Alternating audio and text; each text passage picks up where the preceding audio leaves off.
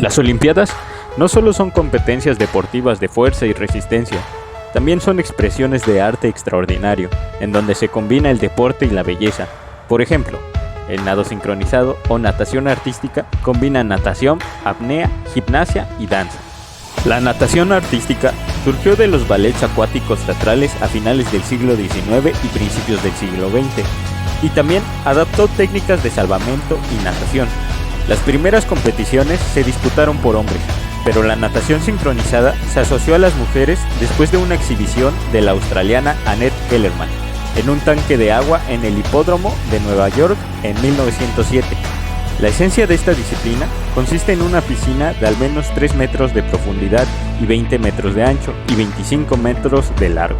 Cada equipo completa 2 rutinas. La técnica, que debe incluir 5 figuras designadas y durar un máximo de 2 minutos y 50 segundos. Y la libre, que se desarrolla en 3 o 4 minutos. Las rutinas se realizan con música.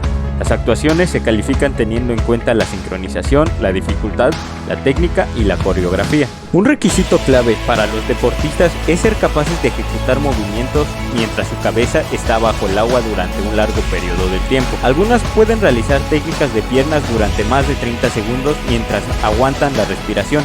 Sin embargo, las actuaciones que son meramente rigurosas con la técnica pueden conllevar una puntuación más baja si no incluyen una sincronización exquisita. También se toma en cuenta los detalles minuciosos, como la posición extendida de las puntas de los dedos de las manos y de los pies y la sincronización. Esto se convierte en un elemento muy importante a la hora de la puntuación. Como podrán ver, este deporte es de mucha perfección. Los jueces tienen en cuenta todos los aspectos de la presentación.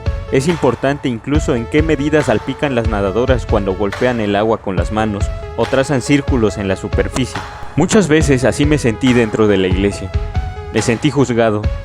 Había ojos escrutadores que inmediatamente me reprendían si yo agitaba el agua demasiado o salpicaba. En lugar de disfrutar la fe, tenía miedo a equivocarme. La fe cristiana para muchos es precisamente no agitar las aguas. Ninguna gota puede salir de la alberca. Si alguien salpica, hay que decirle que eso no se hace. Para ellos, la fe es cuidar de no cometer errores. Al leer las escrituras, encontramos que el énfasis no es en el no hacer, sino todo lo contrario, es en el hacer. Jesús encomendó a todos sus discípulos de ir y hacer discípulos a todas las naciones. Les prometió, antes de regresar a la dimensión divina, que les empoderaría con su Espíritu Santo para lograr ese mismo propósito en todo el mundo. Es cierto que hay cosas que no debemos hacer. Eso es innegable. Sin embargo, si nos concentramos en eso, no haremos nada y viviremos con el temor.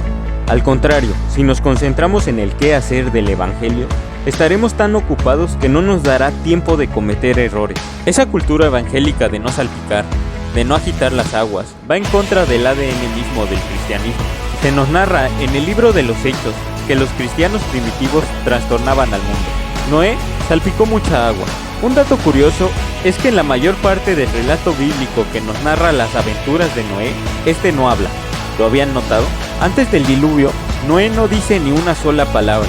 El apóstol Pedro dice que era un pregonero de justicia. Eso nos hace pensar que la construcción del arca fue la que sirvió como predicación. Cada golpe era un cree en el Señor y sálvate. Elías fue otro que agitó mucho el agua. Él hizo algo que podríamos llamar unas olimpiadas en el panteón. Invitó a todos los profetas de Baal y de Acera a una contienda. El desafío consistía en sacrificar 2 bueyes. Uno era para ellos y el otro para Elías. Las reglas eran simples. Había que destazar al buey y ofrecérselo a sus dioses, y su dios tenía que salpicar fuego sobre el holocausto. El primer turno fue para ellos, pero no lo lograron. Al llegar el turno de Elías, él pidió que mojaran la leña para que estuvieran seguros de que no hay trampa. Pero no solo eso, sino para que fuera más evidente el poder de Dios. Así que salpicó mucha agua también. Lo maravilloso es que Dios se unió a la idea de Elías y salpicó fuego, consumiendo la ofrenda y el agua. Moisés fue otro que salpicó a todo Egipto con el poder de Dios. Primero, defendió a un compatriota suyo de un egipcio. Algunos opinan, tal vez esos que no les gusta que salpiquemos, que Moisés se equivocó y no debió hacer eso. Ellos dicen que debía esperar y confiar en Dios. Puede ser, pero yo no veo que Dios le haya recriminado ese acto. Yo veo que ese acto le ayudó a agitar el agua. El Señor pudo haber elegido a cualquier persona, El mismo Moisés le sugiere a su hermano Aarón, y aunque Dios no necesita de nadie y pudiera capacitar a cualquiera para sus planes, regularmente busca personas con cierto perfil que se ajustan a las necesidades divinas. Se buscó a un rey con un corazón parecido al suyo. Llamó a Pablo, un fariseo muy celoso de la ley, específicamente para los gentiles. Eligió un matrimonio estéril para formar un pueblo. Eligió un estratega militar para conquistar la tierra prometida. Buscó en Moisés a alguien dispuesto a quitar las aguas. Los legalistas suelen decir, Moisés fue un asesino, pero Dios vio a alguien que estaba dispuesto a trastornar al mundo, y vaya que lo hizo. No solo fueron las 10 plagas, sino que salpicó a Egipto con el Mar Rojo. Por supuesto que fue Dios, pero lo hizo a través de su siervo Moisés. Jesús nos dice, el que cree en mí, de su interior correrán ríos de agua viva. El cristianismo no es la religión del no hacer, sino la del hacer. Se trata de empapar, de sumergir, o mejor dicho, de bautizar a todo el mundo con el amor del Padre, con la gracia mostrada en Cristo y con el poder transformador del Espíritu Santo.